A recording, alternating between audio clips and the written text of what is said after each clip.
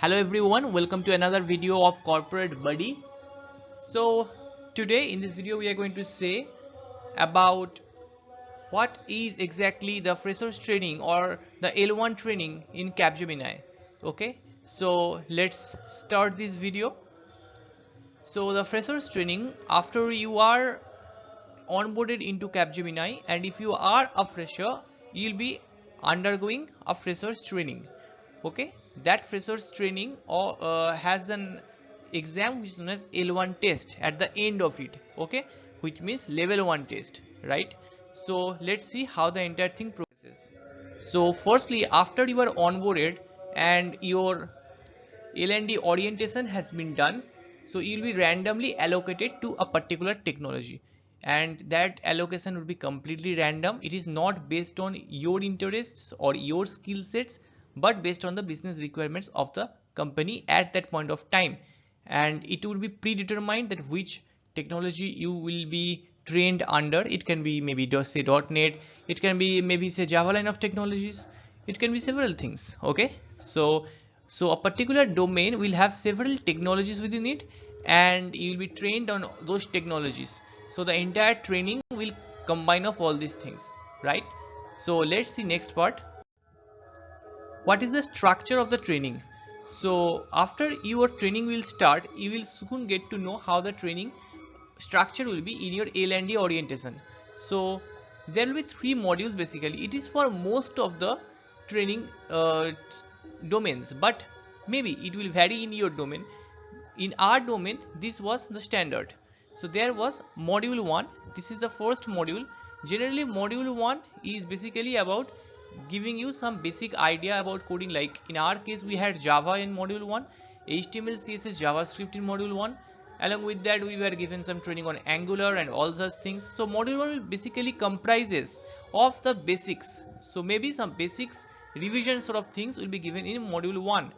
So if you are already somewhere aware of programming, module 1 should not be very difficult. But when I'm saying it should not be difficult, I must say it is really hectic, because if you are someone who is not very proficient in coding, you will find it difficult to actually understand the things, because this will be entirely fast paced and you really need to be on time to grasp things. It will be really hectic. For me it was really hectic.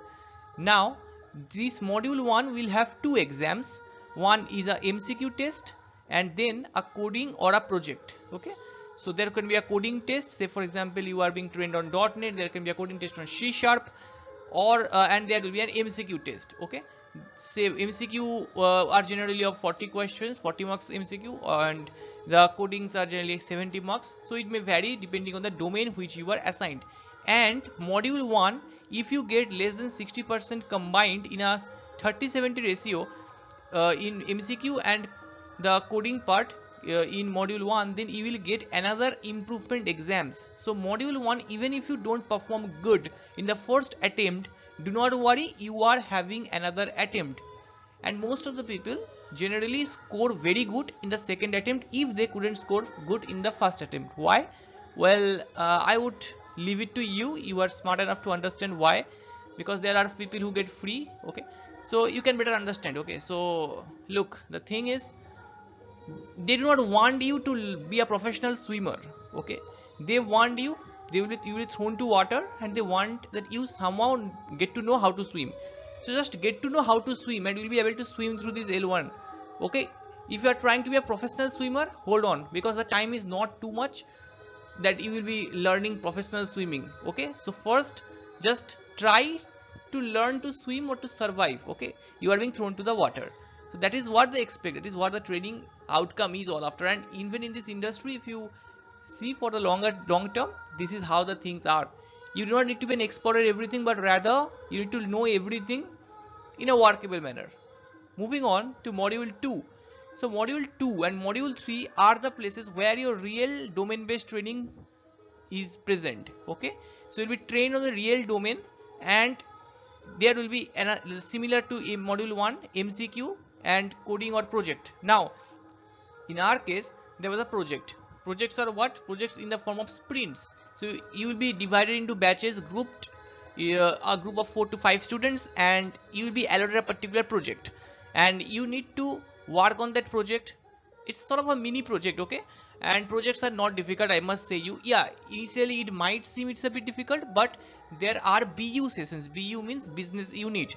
So people, managers at Capgemini, they will be conducting 1 hour sessions every day for 1 week, where they will be guiding you how you can complete the project. So make sure to ask them all the questions that you think you are facing any problem or not, and get all doubts resolved, okay? They will be instructing you what has to be completed, how has to be completed, and try to form a network or a collaboration with your badge mates or your team members, because that really helps. So that's how module 2 is done, and you won't get any attempt in module 2, okay? Single attempt. Like in module 1 you had an attempt, module 2 you won't be having any second attempt. Same goes for module 3, okay? So module 1, module 2, then module 3, and after all the 3 modules are completed, okay, you will be having your L1. But there is another thing as well. In between the entire training, there will be frequent soft skills training as well. So what are soft skills training? It might include English speaking skills, communication skills, presentation skills, email writing skills, all these skills, okay? There are 4 days of training or soft skills. Day 1, it is just after the L&D orientation, there will be day 1. Then you will be assigned some courses in Coursera, and they will be asking you to complete these courses, okay? Now how to complete these courses? Okay, there is YouTube, there are so many platforms. Go ahead and complete this Coursera course, because this will be really hectic, okay? They'll be asking you to complete lot of courses, some sustainable management courses, some this course, that course, lot of Coursera course, on plural site course, on my learning platform, on you know, there are hectic large number of courses which you will be required to complete. Now completing them, okay, they won't be having any evaluation, just complete them. So you will make some way out how to complete them eventually. Initially it might seem hectic, but it is not, okay? Only focus on those things which are having evaluations, that is important. So as of the soft skills, in day 1, then again some Coursera course will be completed, then day 2 again some Coursera course will be completed, then you will go to day 3. Now after day 3 there will be a evaluation on day 4, okay? Day 4 you will be basically required to give a presentation on whatever technologies you have been taught throughout your course, right? So you have to give a presentation on any one of the technologies that you have learned recently, okay? It's a small presentation, 7 minutes presentation. You will be guided entirely how to do that, and you can go ahead and give this. And for soft skills, majority, everyone, like literally everyone will get more than 60%, okay? And there may be few people who will be getting close to 70, someone maybe less, but it's more of an average score which they give, okay? So you need not think much about soft skill session. But one thing I must say about soft skill session, you need to keep your camera on throughout the day for every session.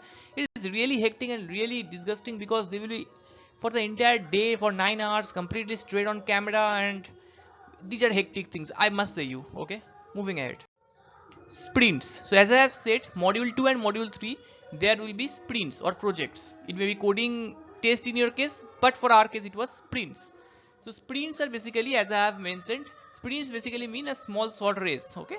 So these are agile methodologies based on which a continuous improvement is tried to achieve. So you will basically be guided by your mentors from BU business units on how your projects has to be completed. So that is what sprints are. You will get to know, don't worry. Now if we come to the L1 overall evaluation, then this is how the entire evaluation is calculated. Again, I must mention, it might differ from for your domain, because it varies from domain to domain. In our domain this was the case, 15% from average of M1 test, M2 test, and M3 tests, or MCQs, they contributed 15%. 45% from the coding or projects, okay, from the 3 modules, then 20% from the soft skill, and 20% from L1 MCQ test. Now I must mention, MCQ tests are not difficult, okay? Why not difficult? Not difficult in the sense, because it is not spontaneous, okay? You are getting the questions and then you have to mark the answers. It's not difficult, but you need to use all the tools you have, okay? Don't rely that I'll study completely and I'll be able to score good. Yeah, you can score good, but time management would really be an issue. So make sure of using all the things at your disposal to score higher. That I can say, and rest you are intelligent to understand what I hint at. Okay, and to qualify L1, you need to score a total of 60%, which is essential in this manner. So it's not that you need to score in the L1 test 60%, but in this weightage distributed total, you have to score 60%, and then you will qualify. Now, I must mention something over here. Most of the people in our batch, if I talk about, there were 35 people and everybody passed. Even there are people who really need to score higher in the L1 test for passing, but they were also eventually passed. So somewhere internally, what Capgemini does is, before your L1 test, there is sprint 2 test which is taken, sprint 2 evaluation. So they don't publish the sprint 2 evaluation result. Okay, and after L1 test is done, they see if they can increase some marks in the sprint 2 evaluation. So they increase a certain marks in the same, so that you can pass. So majority they try always so that majority students pass the assessment. Okay, maybe rare cases some student will not pass. So always try to make sure that you are not among the students who is at the bottom of the class. Try to stay in the middle, if not at the top. Okay, moving ahead. Few tips to clear L1. Be regular on what is taught in the class. This has to be very serious about it, because you have to be very regular. Because even if you clear L1, if you don't study properly, then you have to, because you will be facing interviews to get into projects. So you have to be very regular about what is taught. If you try to delay things, because it is a 9 hours, you have to spend 9 hours for the entire day, then after that you won't be having the energy to sit for study again. So be sure that, try to be on track. Okay, I know it will be very difficult for you at the beginning. For me it was very difficult. So try to be very regular with what is being taught, and always ask questions to trainers. They're there to help you out. If your trainer is not able to resolve your queries, make sure you raise this issue to your batch mentor. It is very important. In our case, we raised the issue 4 times, and after that our batch trainer was replaced with another trainer. It happened in our case. So maybe if look, they want you to be trained to the best of the things. Okay, if your trainer is insufficient, they are not able to teach you, simply raise the issue. Okay, and be very positive about your efforts. You are giving efforts, you are learning a new technology. It's difficult, but be positive about your efforts, and use internet for everything. Like, you can see YouTube for the topics which your trainers are teaching, and you can obviously use internet for a lot of things. You will be requiring it, right? Otherwise, okay, now you need to form networks and discuss about your subjects which are taught. And yeah, training is hectic, I have said already. You need to learn time management, and yeah, always try to be above the average. So thank you everyone for being with me, and I wish you good luck for your exam, and I hope you all will be able to do your best. Thank you.